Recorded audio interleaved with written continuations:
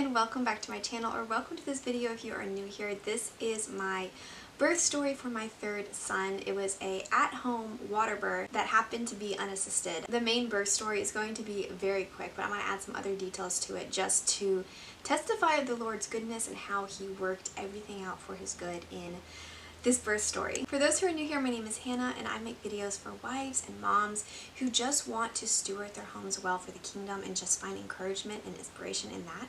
So if you like that type of content, please stick around, subscribe. I would love to have you here as part of this community. But let's just jump into the story of how our son Wyatt was born. So someone wanted to join us for his birth story, so I'm going to be bouncing in the rest of this video. But let's get into his birth story. It was around 9:30 at night when I started having just some random painful contractions, and I had been having contractions for the past like 2 or 3 weeks prior to this, just like random ones. Braxton Hicks, some are really strong. I had a few days where they kind of like got into a pattern but nothing ever happened, but they were a little bit more painful, and I noticed that, but they were in no pattern at all. They were like 9 minutes apart, 12 minutes apart, 5 minutes apart. They were lasting about a minute and a half. So I did get in an Epsom salt bath around like 10:30 to see if that helped slow them down or just get rid of them, because sometimes that will help.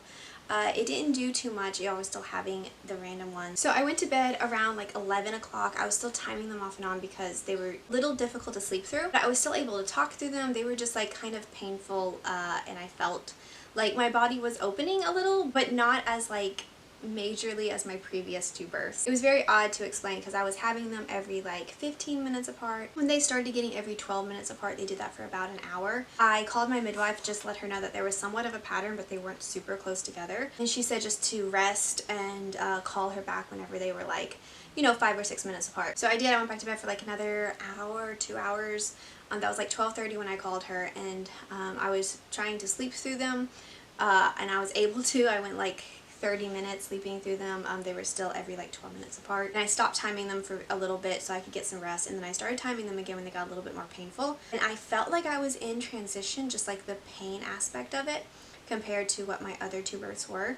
But I was still able to talk through them. I was talking to my husband. I was laying down through all of this and just trying to rest when there was not contractions. They were getting pretty painful, so I decided to call my midwife again. I had like 2 that were 8 minutes apart, and that's as close as they got together. They weren't like progressing any closer, like the 5 or 6 minute point. So I called her again, just let her know that I felt like I was in transition, but they were still too far apart, and I was able to like, you know, talk and everything through them. She said that she would start getting ready to head this way just to wait and see, and she suggested I get in another bath to see if that like slows them down any, helps speed up labor, just to see where my body is at. So that's what I did. Kevin helped me get up. We were getting the bath ready, and I was having a few contractions that I had to kind of stop and breathe through where I was getting into the tub. But once I got in, the water helped just the pain in my body and helped relax my body, and the contractions started to kind of speed up a little. And then all of a sudden I felt like I needed to push, which I didn't think could be right because I was just having contractions like 10-15 minutes before that were like 12 minutes apart, 8 minutes apart. So I decided I wanted to get out of the tub just to like, if the water was relaxing my body too much, to wait for my midwife. So Kevin was trying to help me out of the tub, and I was having a contraction, and I was like, I need to push. This is the only part of my birth story that I wish I could change, is just because I felt more hysterical at this point, just because I didn't realize I was needing to push at this time because of how strange my contractions were and how far they were apart.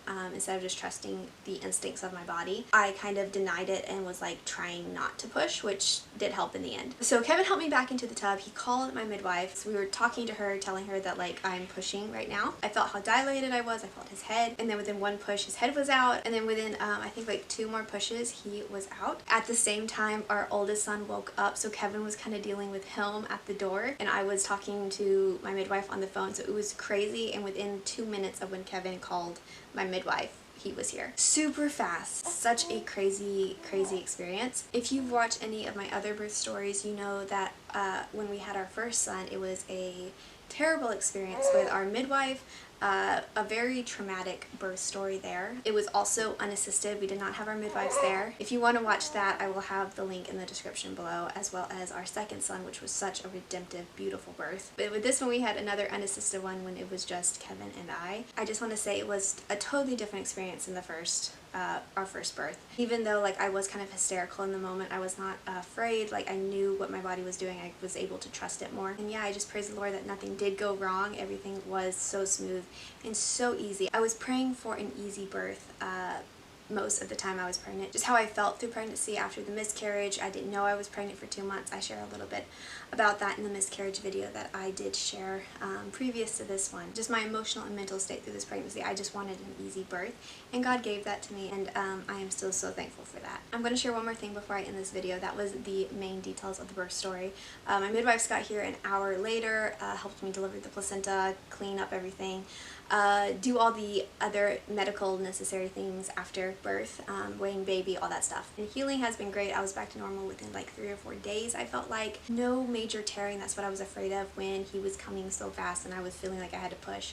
So many answered prayers in this birth story. But the last thing I wanted to share was through all of my pregnancies and like leading up to labor, I always pick a phrase that I just kind of cling to as I'm preparing for birth. With my other 2 sons, I had the like phrase I was clinging to picked out way ahead of time from like a verse or like a song lyric. This one I just never felt like one stuck with me. Nothing really spoke to me. I was praying about it. Like I said, I just felt like unprepared and just where my mental and emotional state was with this pregnancy. Nothing felt like right. I went through a couple that I would like cling to for a couple days. I'm like, this is not right. So the last one, like within maybe a week, maybe less than a week before he was born, I chose the phrase, "You are here, God is here." And I didn't really know why. It didn't stick out with any verse or any song I was listening to that was on my birth playlist. I don't know, God just gave me some type of peace with that phrase, and I see it now like I had with the other phrases that I picked as well with my previous birth. With my first birth, it was "Go before me, Abba Father,"